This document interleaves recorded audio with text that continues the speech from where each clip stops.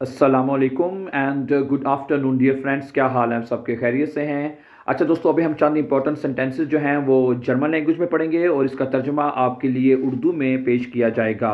Sentence number 1 देखें कि verstehst du etwas nicht? क्या तुम्हें कुछ भी समझ नहीं आ रहा? ठीक है, verstehst du etwas nicht? क्या तुम्हें कुछ समझ नहीं आ रहा? और सेंटेंस नंबर 2 देखें, या ich verstehe diesen Satz nicht। हाँ, मुझे ये जुमला जो है समझ नहीं आ रहा। या ich verstehe diesen Satz nicht। Sentence number 3 देखें कि kannst du mir auf meine Frage antworten? क्या तुम मेरे सवाल का जवाब दे सकते हो? kannst du mir auf meine Frage antworten? Question number sentence number 4, या ich werde dir helfen। हाँ, मैं तुम्हारी मदद करूंगा। या ich werde dir helfen। Last sentence number 5, nein ich weiß es auch nicht।